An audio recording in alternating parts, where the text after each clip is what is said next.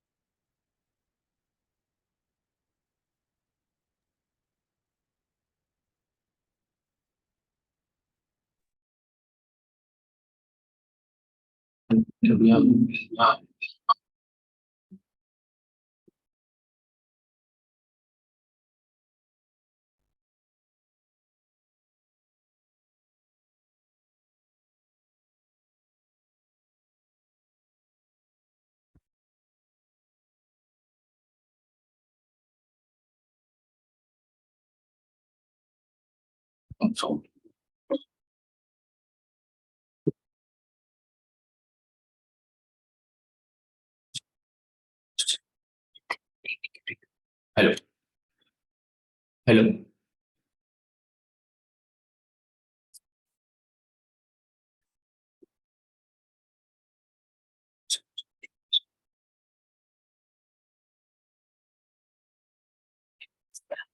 Hello. Am I audible?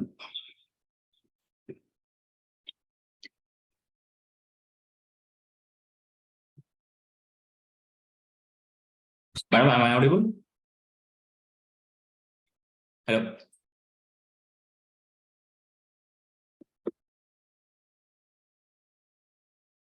Hello.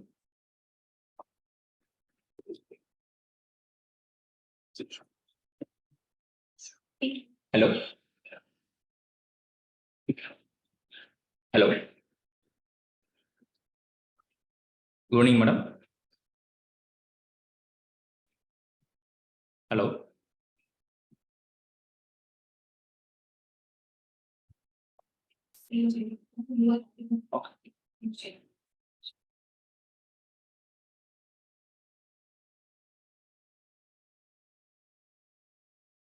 Hello. Karthik, you're hearing me? Yes, ma'am. I'm hearing you, ma'am. Only now? When I was talking through the laptop, you were not? Yeah, ma'am. Now only I'm audible. Oh, okay. Then my laptop not do it. Okay. When are we planning to start? We will start now, ma'am. Should we wait for some more time? There are 33 people joined so far, ma'am. Okay. Okay, then we'll go ahead. Okay, good evening, everyone. Today we are having a small clinical presentation on hemangioma, which is a takeaway. No, ma'am. No. Clear, ma'am.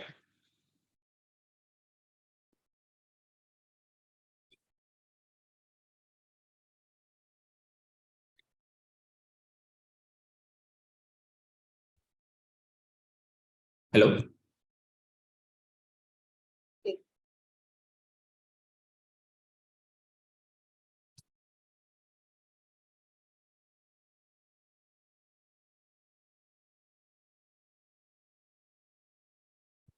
Some problem.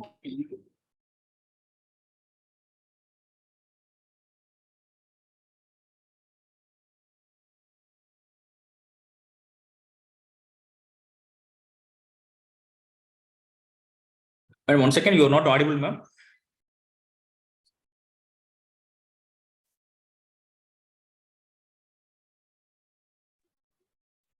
Welcome, Karthik, and over to you.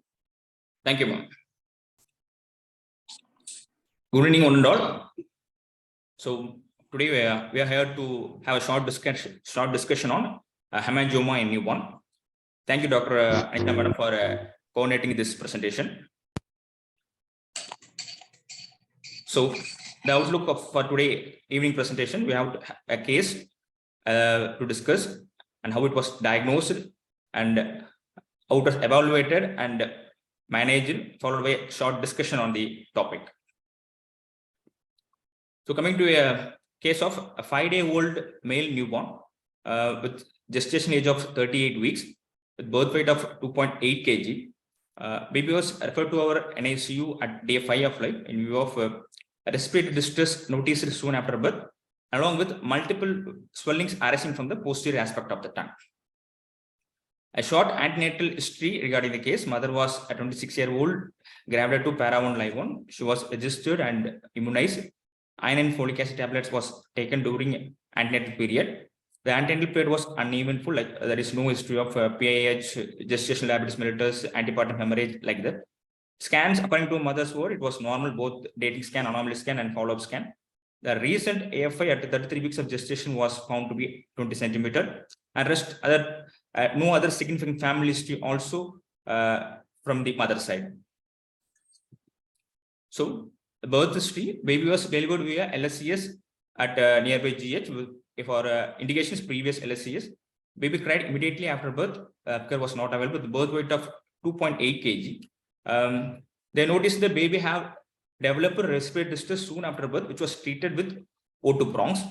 Later, at 36 hours of life, the distress got worsened, which warrants intubation, and it was referred to a nearby Salem Medical College for further evaluation. Baby was treated at Salem Medical College for 3 days, and it was referred to us at day 5 of life for further management of this respiratory distress and the swelling in the posterior aspect of the tongue. So this was the arrival picture. Baby was intubated with FiO2 of 35%. And apart from this swelling, we also noticed baby was lethargic and having perfusion abnormality. Local examination, we could find that multiple vascular swellings are noted at the base of the tongue. This is the vitals and the anthropometry, which was documented at the time of arrival. Baby was noticed to have tachycardia, prolonged capillary refilling time with cold peripheries, and head-to-toe examination revealed no other vascular swellings noted elsewhere in the newborn, which anthropometry was within near normal limits. System examination, only there was mild subcostal intercostal retractions in RS, and rest other examination, rest other system like CVS, per abdomen, and CNS was found to be normal. So we came to a diagnosis like it may be a case of term AGA, a neonatal sepsis with multiple swellings over the posterior aspect of the tongue. The DD we kept at the time of arrival was probably hemangioma or any vascular malformation syndromes due to the redness we noticed at the time of arrival. Apart from this, we also thought of some swellings like thyroglossal cyst, lymphangioma, dermoid, and lipomas. So we work upon the case. Baby was continued on ventilator along with supportive measures like inotropes and appropriate antibiotics. One of the big challenges we faced in this case was baby had multiple extubation failures at day 6. Others kindly mute yourself. Thank you. One of the challenging issues we faced in this case was baby had multiple extubation failures at day 6 and day 8 of life. And baby was also evaluated for this swellings noted at the posterior aspect. So we work up with ultrasound Doppler, which was found to be having increased vascularity. Later CT was done, but the report was not conclusive, we have proceeded to CECT. There they are documented an hypotenuse soft tissue nodular lesion of 2 × 1.8 centimeter in the right posterior aspect of the tongue, which causing severe oropharyngeal airway narrowing. Slides I'm showing in subsequent slides.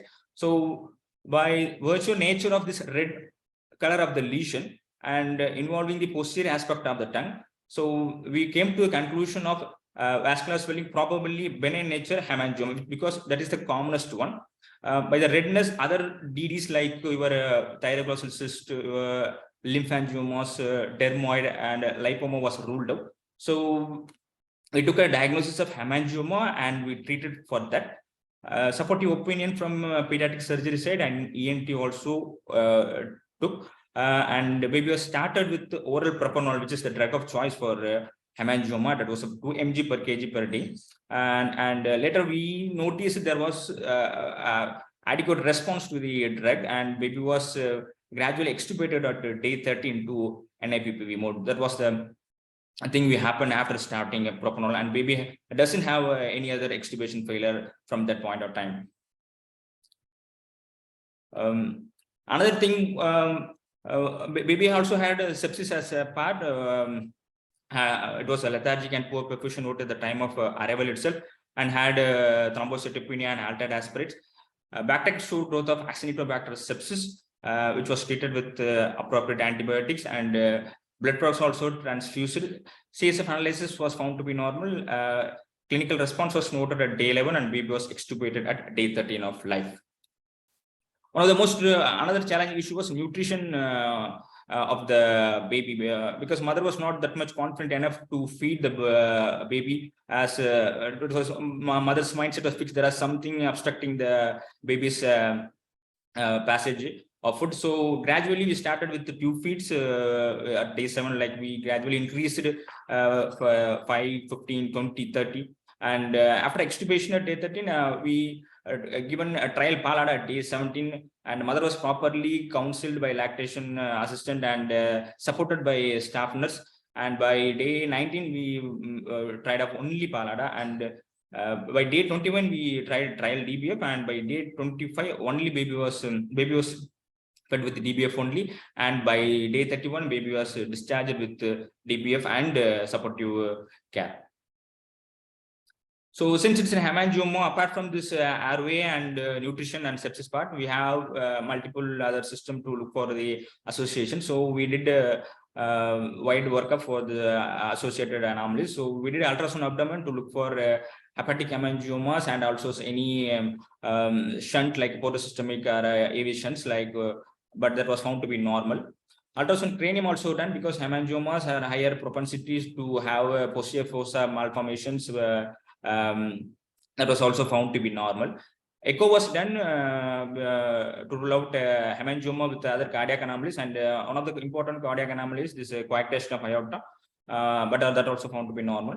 Bronchoscope, since the hemangioma involving the posterior aspect of tongue, and which caused significant narrowing of the lower aspect of the naroso and upper aspect of the oropharynx, we have did bronchoscopy also to find out any other hemangioma involving the entire airway. That also found to be normal.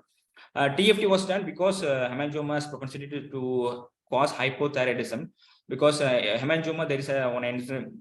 There is an enzyme called type 3 triiodothyroid deinase. That enzyme was inhibited by this hemangioma cells. So in those scenarios, they have concept of hypothyroidism. But in this case, TFT was found to be normal.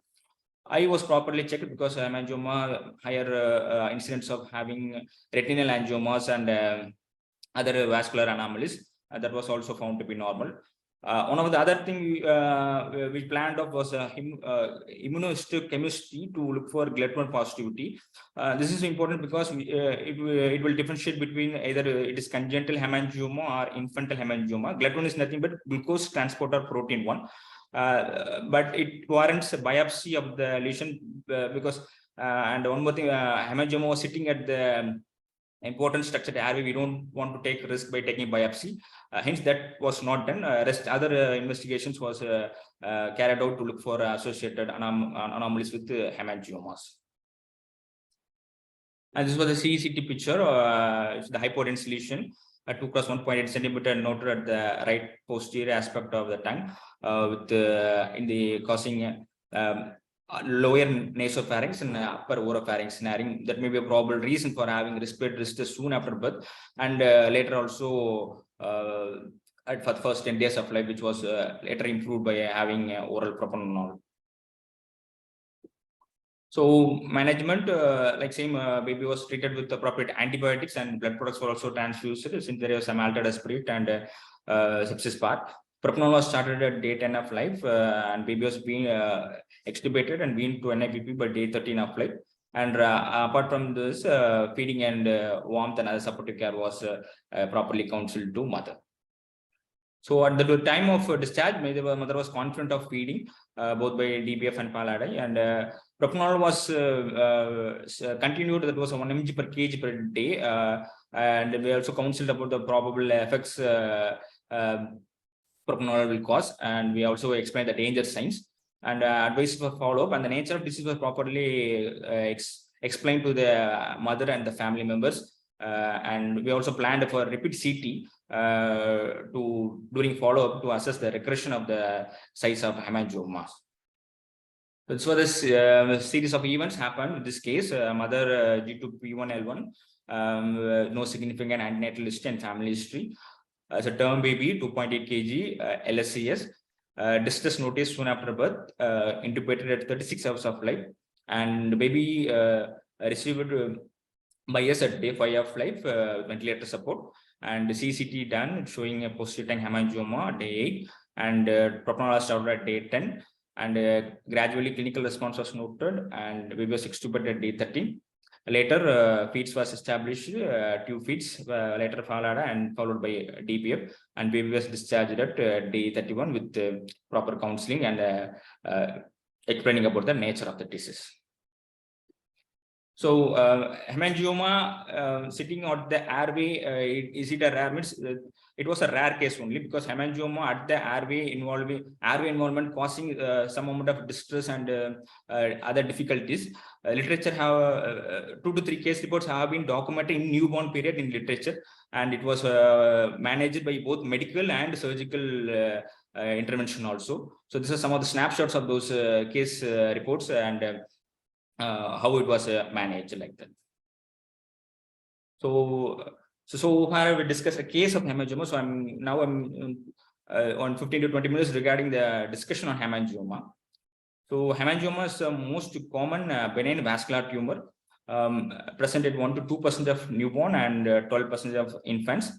Onset, it may present at birth, and sometimes it present after 1 month of life. The most common sites are head and neck, followed by trunk and extremities, and 15 to 20% of cases have multiple lesions. So before going to hemangioma, this was a classification provided by International Society for Study of Vascular Anomalies.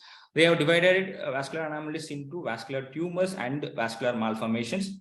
Under vascular tumors, it may be either benign, locally aggressive, or malignant. Under vascular malformation, we got simple, combined, or associated with other anomalies. So hemangioma comes under benign vascular tumors, either infantile hemangioma or congenital hemangioma. Under congenital hemangioma, we got RACH, and which is got rapidly involuting congenital hemangioma, and NACH, which is non-involuting congenital hemangiomas. This was the classification at 2018, same vascular tumors and vascular malformations. So, having said that, tumors and malformations, the basic difference between vascular tumors and vascular malformation is that vascular tumors, they arise from endothelial hyperplasia, whereas vascular malformation like AV malformation, capillary malformation, they arise by dysmorphogenesis. Vascular tumors, they may be small or absent at birth, but vascular malformations are always present at birth. Vascular tumors have rapid growth during infancy. One of the typical example is hemangioma, where you may see the hemangioma grows at the mid-infancy and later starts involuting. Whether vascular malformation have a growth proportional to the child. Involution during childhood, as I already said, whereas malformation, there is no regression for that. So what are the risk factors for development of these vascular tumors? Some of the risk factors are preterm, low birth weight, female, multiple gestation, preeclampsia, and family history of 10 to 20% of some risk of having hemangioma running in families. So what they said is the main important risk factor for the hemangioma is all those conditions having hypoxia.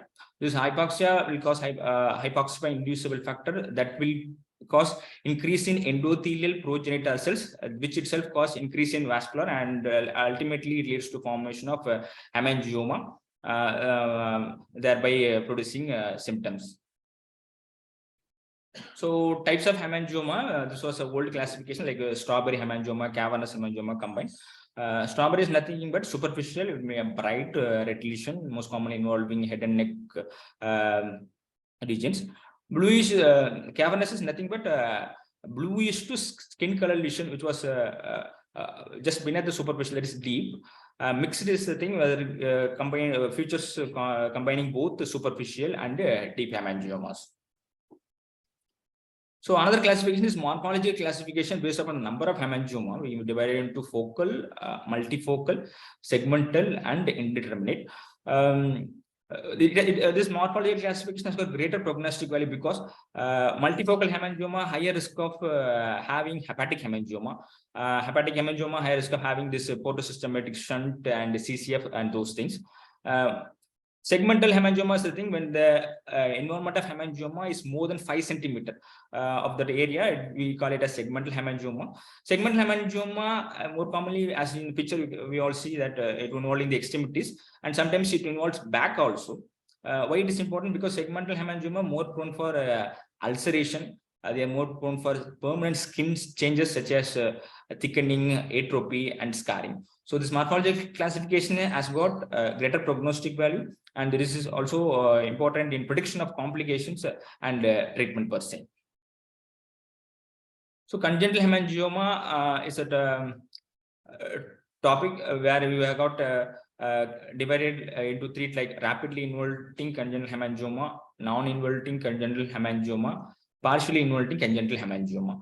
So one of the important differential diagnoses from of congenital hemangioma from infantile hemangioma is that these congenital hemangioma will present at birth, and important differentiating feature is this GLET1 will be negative in congenital hemangioma.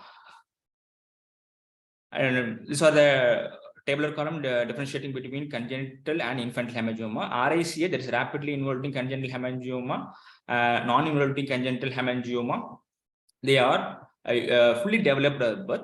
Whereas in infantile hemangioma, they start at 1 month of age and gradually progress at 3 to 5 months of age. Progression, this congenital hemangioma have intrauterine proliferation, whereas infantile post birth, they have a progression of the size of hemangioma. Sex involvement, girls are more involved than boys in infantile hemangioma due to the estrogen effect, whereas in congenital hemangioma, both sex are equally involved. So as I already mentioned, GLET1 will be positive in infantile hemangioma, not in congenital hemangioma. Why it is? Because rapidly growing hemangioma needs more amount of glucose. That's why glucose transporter protein, this immunohistochemistry finding will be positive in infantile hemangioma, but not in congenital hemangiomas. So this is a natural history of this infantile hemangioma. So they sometimes a small amount may be present at birth or at later 1 month of age. So rapid phase of growth or proliferation that happens at 3 to 12 months of age.